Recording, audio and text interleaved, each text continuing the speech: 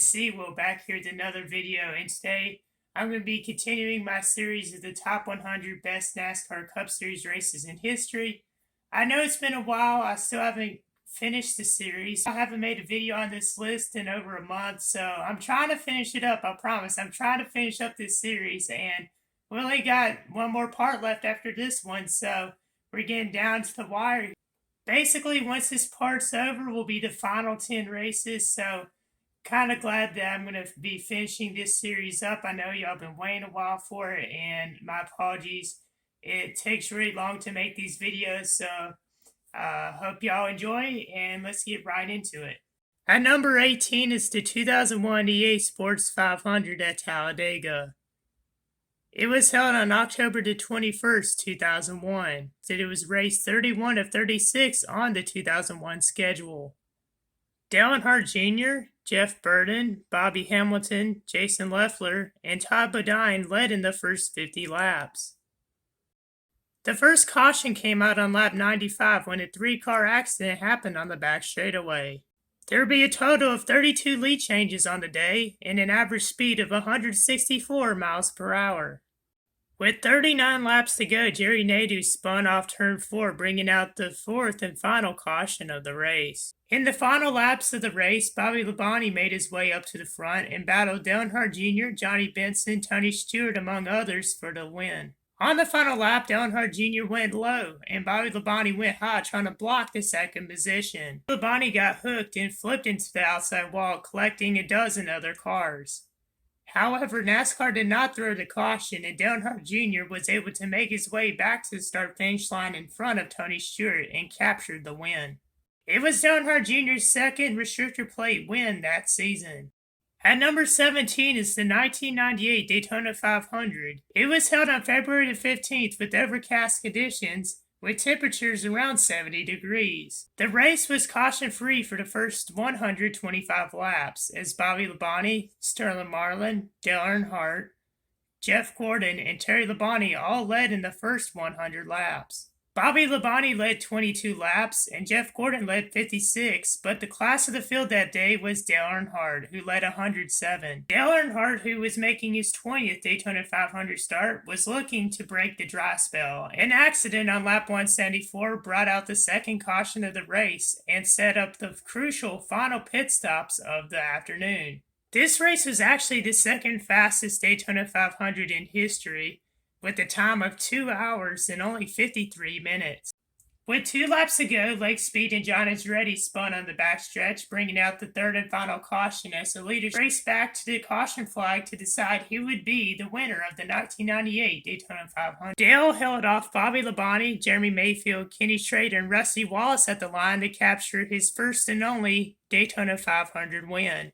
It was Dale's most special and greatest win of his career. It was a very special and emotional day for pretty much everyone involved in NASCAR and the NASCAR fan base. And I know a lot of y'all are wondering why I have this one at number 17. And even though it is a great, moment in NASCAR history, I have to rank the race depending on entertainment and depending on what happened during the race. And basically, I can't put this one in the top 10 just because Dale Earnhardt Sr. won the race.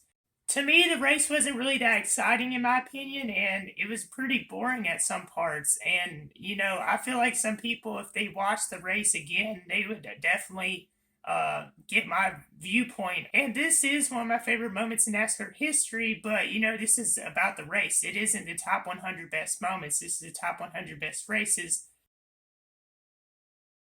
At number 16 is the 53rd running of the Great American Race. It was held on February the 20th, 2011. The race drew 182,000 people in attendance and 15.6 million viewers on TV. The first caution of the day flew on lap number 5 when Kyle Busch was spun out by Michael Waltrip. Kurt Busch, Kevin Harvick, A.J. Allmendinger, Jeff Gordon, Brad Keselowski, Wampa Montoya, and Jamie McMurray all led in the early going. On lap 29, the first big one of the race occurred when Michael Waltrip got into his own teammate David Rudman, resulting in a 15-car pileup in turn 3 and 4. The wreck included 3 of the 4 Hendrick drivers. On lap 136, Greg Biffle got into his teammate Max Kenseth and turned him into the outside wall on the trioval, bringing out yet again another caution. There was a total of 16 cautions for 60 laps on the race, and there was 74 lead changes. Trevor Bayne, who was making his third start, and David Reagan, who had never won a race in his career, found themselves up in the front and in contention in the final laps. On the first attempt at a green-white checkered finish, David Reagan jumped out to lead, but he jumped too early, cutting down in front of Trevor Bayne, which resulted in him getting black flagged. As a result, Trevor Bayne was now in the lead, and behind him on the backstretch, chaos ensued as Ryan Newman crashed again, and Dale Earnhardt Jr. was collected in the process. On the final restart, the birthday boy, Trevor Bayne, held off Bobby Labonte, Carl Edwards, and David Gilliland to capture his first NASCAR Cup Series win and only his third career start. It was Wood Brothers' first win since 2001, and it was Trevor Bayne's first and only NASCAR win to this day. At number 15 is the 2016 Ford Ecoboost 400 at Homestead, Miami Speedway. It was the final race of the 2016 season. Kevin Harvick was on the pole, and he led 79 laps on the day. It was the final race for Tony Stewart, who was a three-time champion and a Hall of Famer, and it was also ended up being the final race for Carl Edwards and Greg Biffle. The race wasn't really that exciting. There wasn't much action throughout most of the race. There was 20 lead changes, 4,779 passes, and there was 7 cautions on the day. Kyle Larson led a race high 132 laps and would end up finishing second in this race.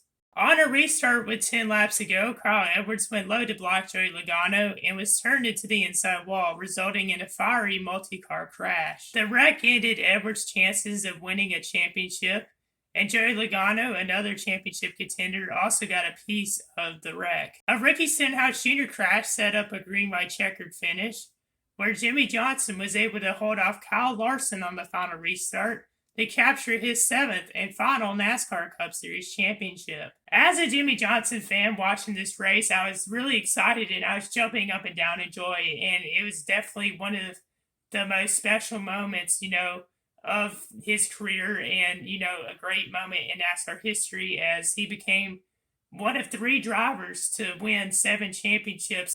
Basically, his career after that championship went on a downfall, but we're not here to talk about that. We're here to talk about the top 100 greatest NASCAR races in history. So therefore, moving on to number 14 is the 1993 Daytona 500.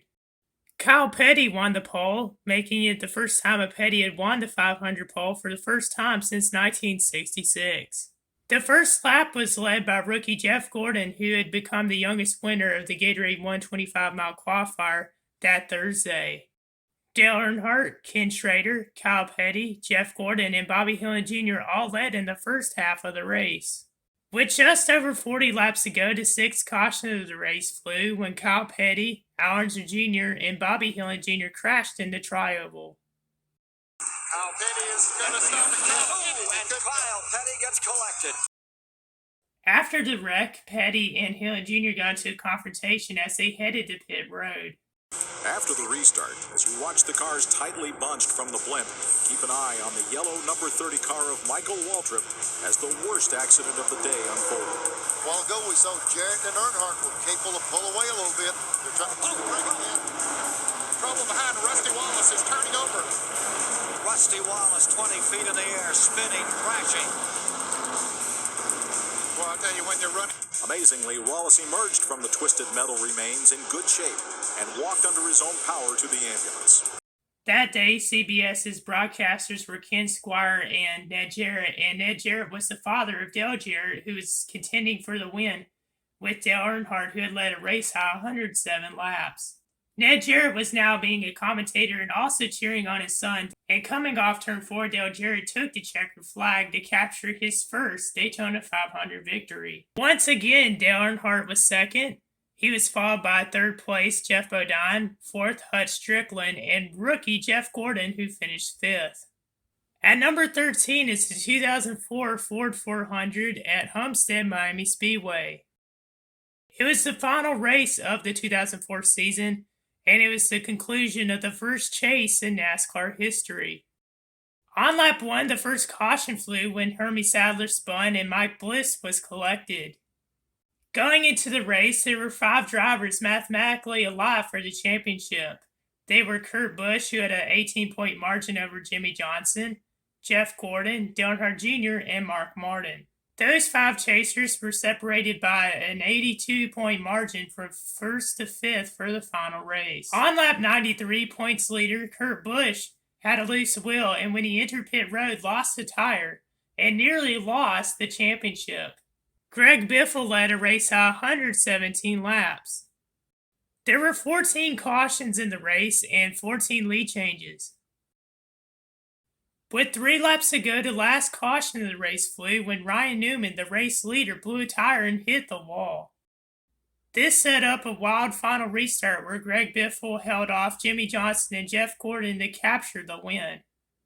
Kurt Busch, who finished 5th, won the championship by 8 points over Jimmy Johnson. At the time, it was the closest margin in regarding points in NASCAR history until 2011, when Tony Stewart and Carl Edwards tied for the championship in 2011, which Tony Stewart won. At number 12 is the 43rd running of the Great American Race. And yes, I know this may be kind of controversial to put this race at the number 12 spot, but in regards to the race, it was a very good race until the last lap. And it honestly was a really exciting race. We saw a lot of 3-wide racing. There was a lot of lead changes in this race, and it came down to the wire. There was a big wreck, and, despite, what happened, this race, as most people know, would end up becoming the darkest day in NASCAR history. It was also the first NASCAR race run on Fox, and it was, supposed to be a monumental moment in NASCAR history. The race was pretty much clean for the first 170 laps of the race. We saw a lot of lead changes, a lot of 3-wide action, a lot of close calls, but nothing, too crazy or exciting until lap 174. Gang, it's the big one. It's what we've all been fearing. This kind of racing is going to happen. A horrible crash on the back straightaway that began when Tony Stewart got turned sideways against the backstretch wall. Tony Stewart went airborne. 18 cars were thinned from the field. Stewart was the first car sideways. Here's why. Here's the 4 got into the back of Ward Burton, I believe. And then Burton's 22 got into Stewart. And everybody scrambles. That car is taking a whale of a ride, that 20 car is. It's getting hit, it's upside down, it's hit on its roof, it's on fire. And Tony Stewart goes for one of the wildest rides in recent memory at Daytona. It looks like the Richard Petty crash here. With 17 laps left, the lead changed for the 49th time. Michael Waltrip moved out front, racing for his first Cup win in 463 attempts. He was able to capture his first Winston Cup victory, holding off teammate Dale Earnhardt Jr. at the line by 0.124 seconds. However, behind them, Dale Earnhardt Sr. had gone loose and he crashed into the turn 3 wall. Also getting collected was Ken Schrader in the number 36 M&M's car. He was greeted by a joyous pit crew, all unaware of what unfolded in turn 4. I just can't believe it. It hasn't sunk in yet. In the broadcast booth, Darrell Waltrip got to see his younger brother capture the victory, and he was absolutely ecstatic. But at the same time, you could tell that Darrell Waltrip was concerned about Dale Earnhardt Sr. Then around 6 o'clock, everyone's worst fear became a reality. This is undoubtedly one of the toughest announcements that I've ever personally had to make. But after the accident in turn 4 at the end of the Daytona 500, we've lost Dale Earnhardt. What had been one of the greatest races in NASCAR history and possibly the greatest Daytona 500 in NASCAR history now became one of the darkest days in the sport of NASCAR. Now, I know some of you are probably thinking this race shouldn't be this close to the top 10, and, I understand that completely. This list is opinionated, and going by what I saw in the race, and watching the race, this race was definitely at the spot it deserves, in my opinion. And I think the race deserves the spot it's at, in my opinion, even though it did have the tragic event of Dale Earnhardt Sr.'s fatal crash. And, It's nothing, I'm happy about or glad about. Basically, what I'm trying to say is I didn't put the race at number 12 because of Dale Earnhardt Sr.'s death. I put it at number 12 because of how the race was and how good of a race it was until that last two turns. Stock cars rumbling across the famed strip of bricks. It's the inaugural Brickyard 400, marking a new beginning. A new tradition has begun. It was race number 19 of the season, and it was held in front of the largest crowd in NASCAR history. Temperatures were around the 70s, and Rick Mast was on the pole. The prize for the race was a record $3 million, which was then a NASCAR record. On lap 3, Danny Sullivan lost the side window, bringing out the first caution of the race. In the first half of the race, Jeff Gordon, Jeff Bodine, Bill Elliott, Darrell Waltrip, and Brett Bodine battled for the lead. On a lap 100 restart, the Bodine brothers, Jeff and Brett, were battling for the lead. I probably made the worst decision of my racing career in the next 6 seconds, and that was to spin my brother out. Oh! And a Jeff Bodine spin coming up there run in front of the entire field. It was really a bad decision, but I did it. It happened. Well, you saw there contact between brothers, Brett and Jeff. Well, I don't know, there's not much brotherly love displayed here. For one individual driver at this point in any race here.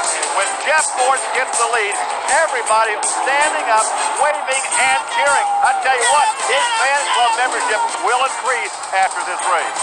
20 laps from the finish, and Irvin catches Gordon. They stand, they cheer, they head down the main straightaway, and Ernie Irvin's got the lead. With 5 laps to go, Ernie Irvin ran over a piece of debris on the front stretch, and Jeff Gordon ended up passing by him in turn 2. Down the backstretch, Ernie Irvin blew a right front tire and was forced to pit.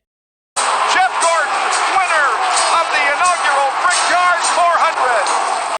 Bodine closed in on Gordon in the final laps, but it wasn't enough as Gordon captured his second career win. Bill Elliott finished 3rd, Rusty Wallace rebounded to finish 4th, Dale Earnhardt finished 5th, and Darrell Waltrip finished 6th. Well, that's going to do it for part number 11. We got one more part to go. The top 10 of the top 100 list. And I hope you are looking forward to that. I'm going to be trying to make that one in the next couple weeks. So if you haven't yet, please hit that like and subscribe button and turn on those notifications so you'll know the next time I upload. If you want to see more great NASCAR content from me, you can also follow my NASCAR account on Instagram at savagenascar. That again is Savage NASCAR on Instagram. Go give me a follow. And until next time, I'm out. Peace.